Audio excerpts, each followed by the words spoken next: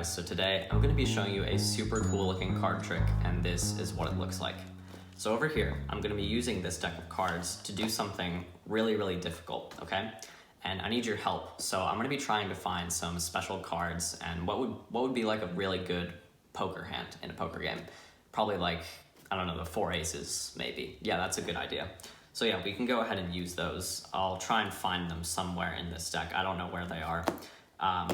But you know, when magicians say that they're going to find the 4 aces, they say that they're going to use just pure sleight of hand skill, but in reality, they're actually cheating. Like they're using maybe special cards that are cut, or maybe they're just, you know, using some special secret finger material. I don't know. There's many different ways that people cheat at finding the aces, but I promise you guys today, I'm not going to cheat. I'm only going to be using my pure sleight of hand skill.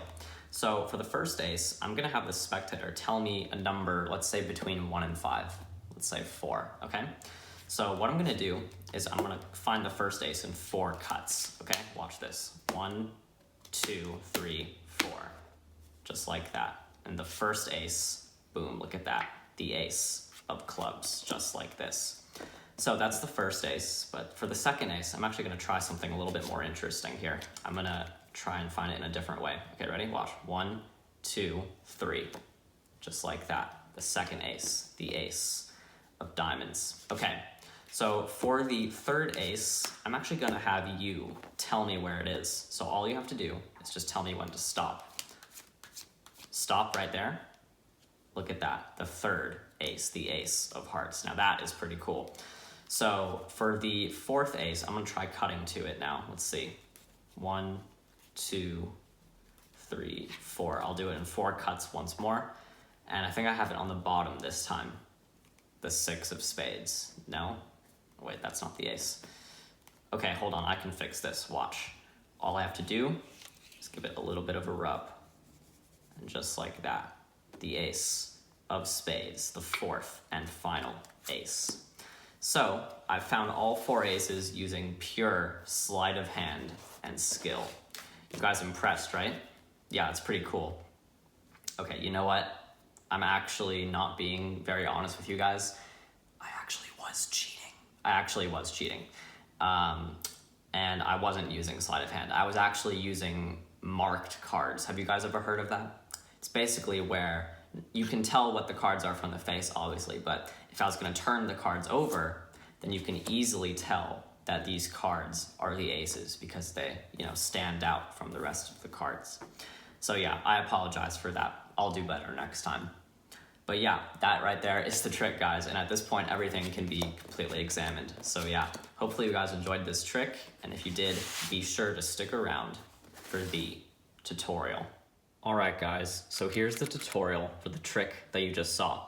So yeah, this is a really fun ace production trick with a really nice kicker ending where the backs of the cards are marked cards or they're from a different deck. It's a really surprising ending. The spectators will never see it coming. And if you guys want, you can actually use 4 different decks of cards. So you can actually have like a blue card, a pink card, a purple card, a rainbow card. Like it can be 4 different colors if you want. That would be a really surprising ending. But in this case, they're just all gonna be the same color for me. But you guys, of course, can do whatever you like. There is a little bit of a setup for this trick. So the first thing is you wanna remove the normal aces out of your deck that you're using. All of the red aces, I just put them away so that these cards here are going to be the only aces in the deck for this trick. And there is a little bit of a setup with these cards here. So what you wanna do is you wanna go through the red deck and you just wanna take out any 5 cards. So you take your 5 cards and then you take your 4 aces. It doesn't matter what the order of aces is also. So the first one, you're just gonna place it in this position right here, the second position from the top. The next one, you're gonna put it in between these 2 random cards. The next one, you're gonna put it in between these 2 random cards. And then the final ace is actually just going to go on the bottom here.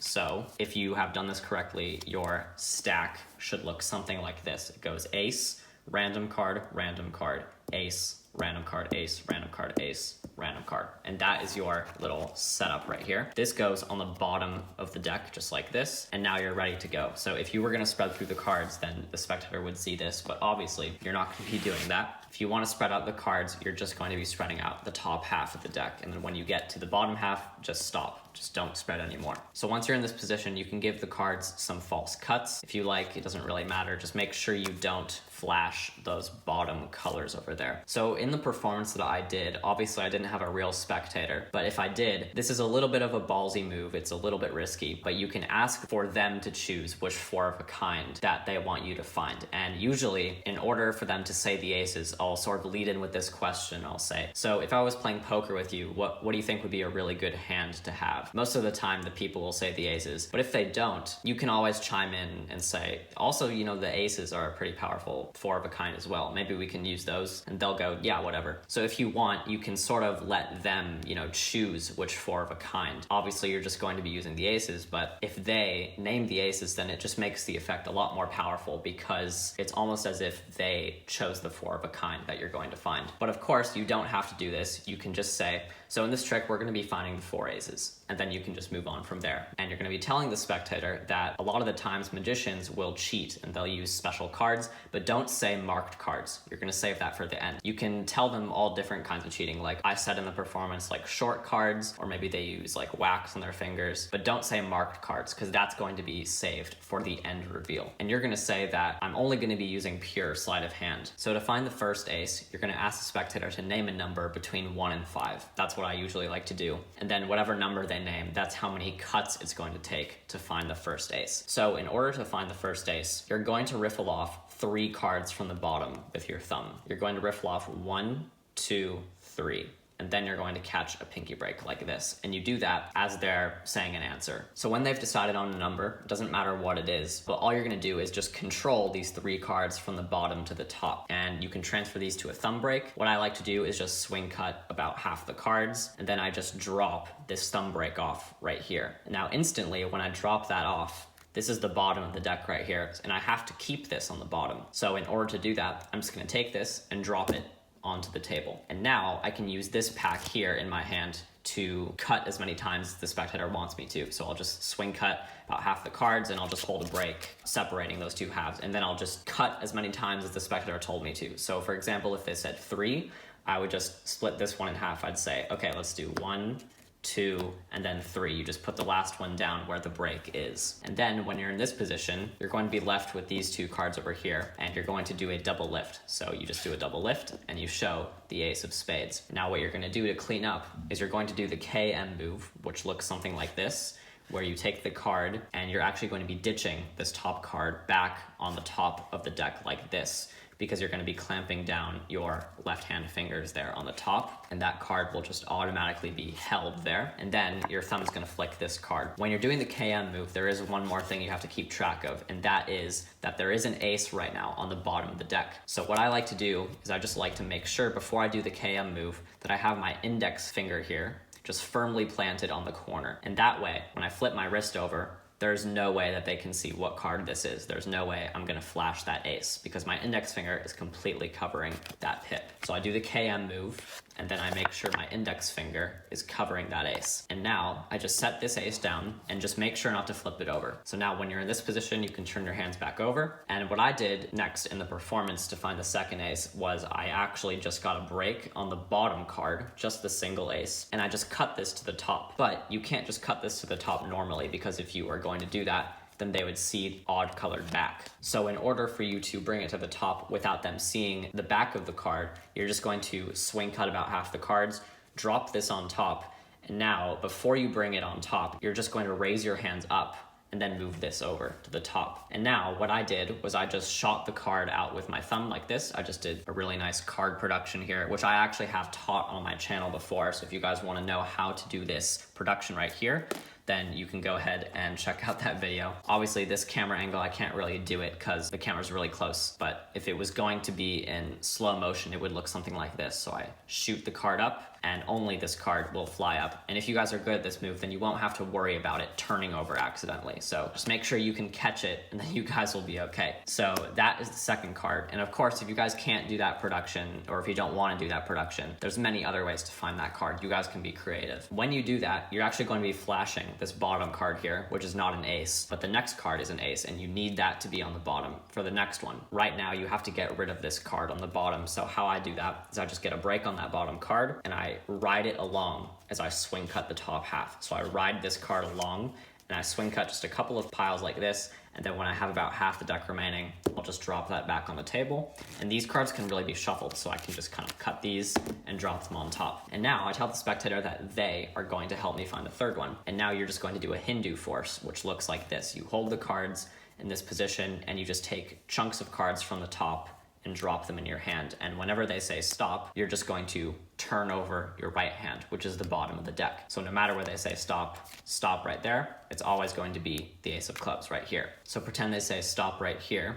You're going to turn your hand over and show the ace. Now you're going to take your thumb, push it off, and just drop that on the table. You need to get rid of this card over here before you put this back on the bottom of the deck. So all I do, I turn this pack over like this, and I just use these fingers here to push over the bottom card like this to the left. And I do that, I put that right here. I'm gonna put my pinky on top of that card and then place all these cards back on top. So now I have a pinky break separating these two packets here. I'm gonna transfer this to a thumb break, and now I'm just gonna do like a triple or quadruple undercut, basically just moving this back to the bottom and moving all of these cards back up to the top. And I can do this in as many cuts as I like, so I'll just take as many packets as I want and just keep moving those to the top until I get to the end of that break. So I just cut these cards as many times as I like, but when I get to that break, I move this to the top, and now I stop because this is now where I need to be. I flip over the cards and I show, okay, I didn't find the ace, and it's gonna look wrong, but the ace is actually right here. So there's two things you can do at this point. The first thing that you can do is an Erdnase color change, which I did. So you can do this really cool color change. I'm sure a lot of you guys know how to do that, but if you don't, basically you push this card out, pull this card back, and then push it back forward. And you're just doing that under the cover of your hand. So it should look something like this. If you guys don't want to do that, there's another way where you can actually just lift up about half the cards and slip cut the top card into the deck, and then just slap this back on top. So at full speed, it looks like that card just comes out of nowhere. So you can say, okay, watch, I'll go 1, 2, 3, and then boom, that card will just come out of nowhere. And the last thing that you have to do is you have to get another double lift ready, because you want to show that the back of this card is red. Just kind of flash it for 1 second. Once you have two cards here, you're actually going to be sort of doing a KM move, but not really. You're just going to be ditching this card back on the top of the deck.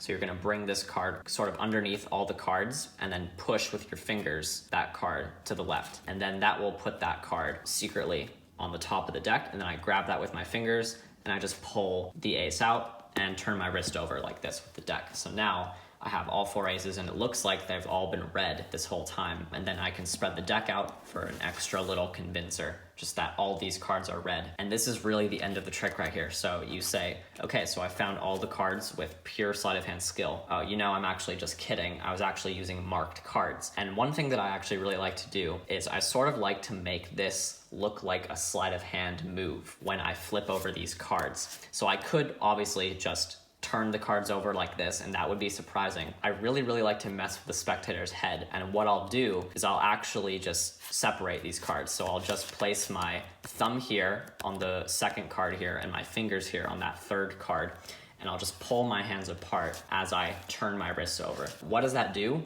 Nothing. But it actually makes it sort of look like you're doing a sleight. The spectators are instantly going to want to examine these cards. And then when they examine these cards, they're gonna find absolutely nothing wrong with them. And your hands are empty, and they're gonna say, wait, how did you do that? They kind of think that you did some sleight of hand, like you switched the cards or something. But your hands are empty, and these are completely normal. And it really messes with the spectator's head if they're trying to catch you in any way. Then they can examine all these other cards, and there's just nothing to find. So yeah, that is the entire trick, guys. So I really hope you guys enjoyed this one. It's a really fun trick. It'll really fool your friends and family. So yeah, hopefully you guys enjoyed this one, and see you guys next time. Bye.